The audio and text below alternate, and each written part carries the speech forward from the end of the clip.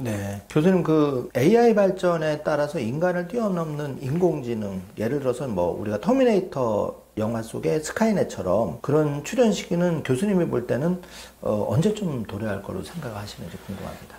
앞서 제가 그 제약산업 알파폴드 사례에서 말씀드렸지만은 일부 영역은 이미 넘어선 사례들이 속속 등장하고 있다 보니까 이게 이제 범용적으로 일반적으로 모든 분야의 이제 평균치를 뛰어넘는 시대가 언제 올 것이냐, 상당히 좀 이제 가까이 왔다라고 봅니다. 여러 학자들과 연구자들의 의견을 종합하자면은 빠르게 예측하시는 분들은 3, 4년 이내라고 얘기를 하고 있고요. 조금 길게 보시는 분들도 10년 이내, 뭐 최소한 2030년대 후반 정도를 예측하고 있습니다. 저도 좀 같은 생각인데요. 2030년대에는 우리가 사용하는, 내가 정말 신뢰하는 AI 하나를 선택하면요, 이 AI가 내 일상이든 내 업무든 혹은 또 다양한 또 활동이든 이런 것들을, 모든 것들을 지원해주는 형태들이 될 거예요. AI 에이전트라고 하죠. 그게 결국 이 AI는 AGI다. 즉 우리가 이제 그 업무를 부여하더라도 인간의 지능 수준 이상을 해내는 상황에 도래하는 것이죠. 저는 뭐 수년 내로 도래할 것으로 보고요. 그리고 충분히 2030년대에는 AI가 우리의 많은 것을 바꿔놓는 시대가 펼쳐질 것으로 예상이 됩니다. 예. 교수님이 이제 그 엑스트로피 책에서 샘 뱅크먼과 프리드는 엑스트로피안이 되지 못했다고 말씀하셨는데 그렇게 생각하시는 이유가 궁금하고, 반면에 현재 그 엑스트로피안 리더는 누구고 그렇게 생각하시는 이유가 궁금합니다. 샘 뱅크먼 프리드가 FTX 창립가인데요. 결국 FTX가 파산할 때 그 이유가 무엇이냐, 고객의 투자금을 자신들이 다른데 재투자하는 데 써버린 거예요. 이게 지금 현재 금융업이라고 하면은 완전히 뭐 횡령이자 자본 탈취죠. 이게 완전히 법적으로 이거는 이제 제재받아야 하고, 이게 발각이 더 빨리 되었어야 하고, 윤리의식이 부족한 경영자라고 할 수가 있죠. 근데 FTX는 어떻게 버틸 수 있었느냐, 바로 이 코인, 블록체인, 비트코인 업계 자체가 법제도적인 틀에서 벗어나 있었기 때문입니다. 그런 점에서 이게 새롭게 생겨난 현상이고 산업적으로 완전하지 못한 상태이기 때문에 이런 법제도의 공백 상태가 있었다는 것이고, 샘 뱅크먼 프리드가 순수하지 못한 이 비윤리적인 선택을 한 것이죠. 그런 점에서는 엑스트로피안이 아니다. 제가 책에서 언급하는 엑스트로피안들, 특히 90년대에 이 엑스트로피안 철학을 주창했던 이 여러 학자들, 연구자들은요, 기술의 순수성보다는 우리 사회적으로 영향력을 어떻게 긍정적으로 만들 것인가를 더 고민한 사람들이에요. 기술 자체는 우리가 답을 주지 못한다. 근데 우리가 이 기술을 쓰는 인간의 욕망이나 판단이 답을 주는 것이다. 이렇게 얘기를 하는 거거든요. 그런 점에서 샘 뱅크먼 프리드는 이 기술을 나쁜 곳으로 악용하는 것이죠. 그래서 저는 엑스트로피안이 될 수 없다라는 것이고, 우리가 거대한 AI 혁명, 비트코인 혁명 시기에 지금 이런 이 새로운 현상들을 나쁜 쪽으로 자신들의 사적인 이익이나 어떤 기업들의 부정에 활용하는 이런 분명히 세력들도 있습니다. 이것을 우리가 잘 다스리고 질서를 만들고 보편적인 인류 진화 발전을 우리가 좀 고민해야 되는 것이 바로 엑스트로피 기술 철학이다, 이렇게 말씀드릴 수 있을 것 같습니다. 교수님이 책에서 그 아이러니컬하게도 그 나이지리아, 아프리카 또 후진국에서 비트코인 채택률이 상당히 높다 그래서 충격을 받았는데요. 지금 책 속에서 비트코인 한 번도 해킹을 당한 적이 없다 그래서 이런 점이 이제 비트코인의 그 신뢰도를 증가시키는지 여쭤보고 싶고, 그 미국의 마이크로 스트래티지 기업의 마이크 세일러 회장은 비트코인을 지금 57만 개나 기업 차원에서 확보를 했다고 해서 주가도 덩달아 올라갔는데, 앞으로 이런 현상이 한국에서도 일어날 수 있다고 보시는지, 그리고 그렇게 되면 비트코인은 더 올라갈지 그런 거 궁금합니다. 결론부터 말씀드리면 저는 비트코인을 긍정적으로 바라보고 있고요. 그래서 가격이나 이 용도라든지 가치라든지 사람들의 그 이해도, 저변 계속 우상향할 것으로 보고 있습니다. 그래서 딱 투자 관점에서 말씀드리기보다는 이 비트코인의 영향력이 커질 것이다, 이렇게 저는 말씀을 드리고 싶고요.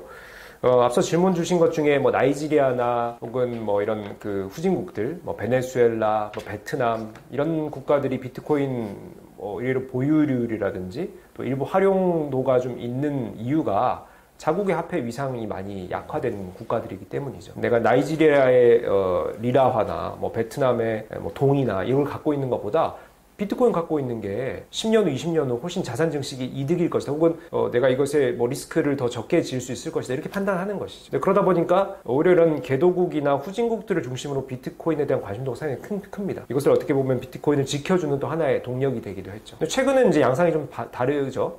이제 마이클 세일러를 위시해서 미국 기업들의 이 비트코인 투자가 급속도로 증가하고 있고요. 또 비트코인 현물 ETF 상품이라는 것이 작년에 미국 증권거래위원회에서 승인이 돼서 지금 현재 10여 개 이 자산운용사, 미국의 자산운용사 글로벌 탑 수준이죠. 지금 이 상품을 운영하고 있습니다. 비트코인 ETF 상품은 우리가 펀드 상품으로 생각해 보시면 되죠. 내가 비트코인 투자하고 싶은데 직접 구입하는 것이 아니라 이 자산운용사의 ETF 상품을 구입하는 것으로 대행시키는 것이죠. 여기에 몰린 자금만 해도 벌써 한 200조 원 정도 되고 있습니다. 비트코인 전체 지금 시가총액이 한 3천조 정도 되거든요. 그럼 대략 한 10에서 15% 정도를 비트코인 ETF 상품이 가지고 있는 거예요. 그것은 결국 미국의 소비자들이 갖고 있는 것이죠. 그러면은 이 마이크로 스트래티지라는 미국 기업 혹은 또 미국 국가가 또 한 20만 개 정도 가지고 있거든요. 근데 트럼프가 전략자산화 선언하지 않았습니까? 언제 실행할지는 모르겠지만은 언젠가는 비트코인을 또 모으는 시기가 올 겁니다. 그러면 미국 국가가 갖는 거. 그 다음에 현물 ETF 상품이라고 하는 미국 소비자가 갖는 거. 이걸 다 합쳐보면요. 지금 현재는 한 20% 수준은 충분히 되고요. 전 세계 비트코인의 대략 20%를 미국이 갖고 있다. 뭐 이렇게 얘기해도 과언이 아니죠. 미국이 이렇게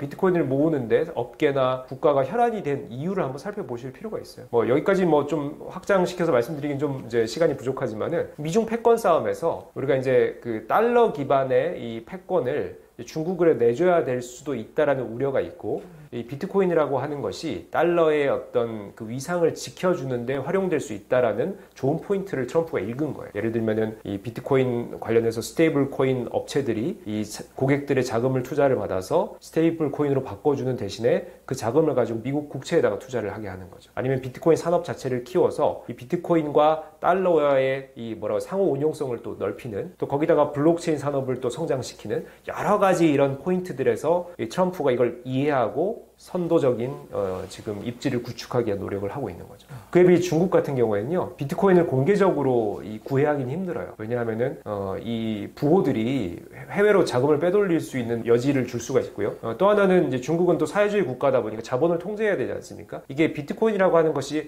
투명하다라고는 하지만 이 비트코인을 실제로 현실 세계에서 누가 갖고 있는지까지 정보가 연결되어 있지 않아요. 그러다 보니까 비트코인이 어디서 오고 가는지는 정확한 기록이 남습니다. 이걸 투명하다라고 하는데 이 어떤 사람이 갖고 있는지까지 연결이 안 되기 때문에 중국에서 이제 자본 통제가 불가능해지죠. 이런 어떤 모순이 있다 보니까 중국의 전 세계 채굴자들이 가장 많이 모여 있음에도 불구하고 중국 국가는 이걸 통제할 수밖에 없는 거예요. 규제할 수밖에 없는 거예요. 그래서 어찌 보면은 중국이 이 비트코인 주도권을 잡을 수 있는 역설적으로 일생일대의 기회를 지금 내차고 있다, 이렇게 보실 수가 있고, 그 사이에 이제 미국이 이제 입지를 구축해 나가고 있죠. 그래서 저는 미중 패권 전쟁이 비트코인 전쟁으로까지 확전될 가능성도 있다라고 보고 있고, 이런 점에서 저는 우리나라도 여기 좀 문을 열어야 돼요. 국내 기업들이 비트코인이나 이런 블록체인 투자나 뒤처지는 이유가 사실 그들의 적극적인 시도나 혁신적인 마인드가 부족한 것도 하나가 있고요. 또 하나는 국내 이 정부의 규제나 법 제도가 상당히 모호합니다. 모호하다라는 게 법 제도가 만들어져도 이걸 해도 되는 거야? 마는 거야? 실제로 여의도 업계 사람들이 그런 얘기를 하거든요. 그러니까 지금 나와 있는 STO 관련된 법안이라든지 혹은 이런 가상자산 관리 소비자 보호법이라든지 이런 것들이 상당히 모호한 형태거든요. 그러니까 국내 금융사들은 상당히 보수적인 관점들을 가지고 있다 보니까 모호한 상황에서 하질 않는 거예요. 그래서 적극적으로 권장할 필요가 있고, 네거티브 규제라든지 이런 규제 혁신안들을 좀 만들 필요가 있다. 그런 것들을 좀 요구를 합니다. 네. 그 블랙록의 레리 핑크 회장은 대표적인 이제 반 암호화폐 인사였는데, 최근에 이제 친암호화폐로 돌아서면서 블랙록에서 이제 개인의 포트폴리오의 한 2% 정도는 비트코인이나 암호화폐를 좀 담아야 된다, 이렇게 주장을 했다고 하는데, 교수님이 보기에는 이렇게 비트코인에 대한 개인 기업 국가의 어떤 그 매수 열풍이 일어날 경우에 가격은 아무도 알 수가 없지만 지금 가격에서 만약에 정말 5배, 10배가 됐다 그러면 개인은 포모가 일어날 수밖에 없다고 생각이 되는데, 교수님이 개인적으로 생각할 때는 개인도 그럼 지금 차원에서 어쨌든 포트폴리오에 조금은 편입을 해야 된다고 보시는 건가요? 만약에 비트코인에 대해서 막연한 생각들 혹은 이렇게 좀 지식이 부족하다라고 생각하시는 분들 이렇게 비유해 보시면 될 것 같아요. 우리가 지금 금이라고 하는 거, 좀 일부 투자해야지 이렇게 생각하지 않습니까? 근데 금이라는 것에 지금 현재 이 투자 시장에서의 위상은 이게 현물에 대한 투자가 아니거든요. 우리가 어떻게 보면은 그냥 금융 상품으로만 존재하는 거거든요. 그럼 우리가 왜 금을 투자하냐? 금 ETF나 금 관련 기업에 왜 투자를 하느냐? 이게 앞으로의 시대가 불확실성이 점점 커지다 보니까 달러냐,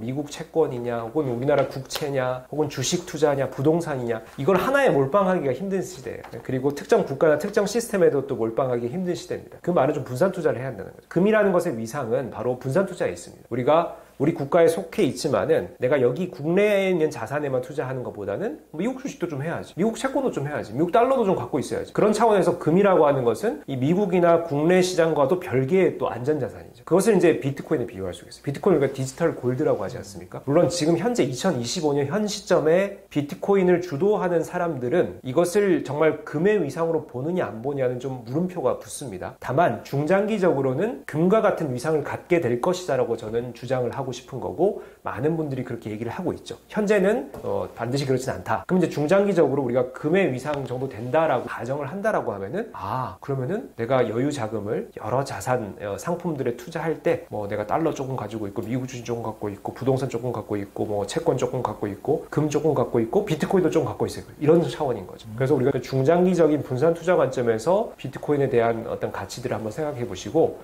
우리가 그 어떤 자산보다도 우상향할 확률이 높다라는 부분, 이게 폭발적인 수익률이 나오길 기대하는 것은 좀 무리겠지만은, 이게 다른 상품 비교해서 대비해서 수익률이 괜찮을 것이다 라는 말씀에서 좀 중장기적 투자를 고려해 보시라라는 말씀을 드립니다. 네, 엑스트로피 책에서 그 공간 혁명을 많이 강조하셨는데, 애플하고 메타가 이제 그렇게 뭐 스마트 안경에서 좀 차이점하고 공간 혁명이라는 게 어떤 의미인지, 또 앞으로 개인들은 어떻게 선택을 해야 될지 궁금합니다.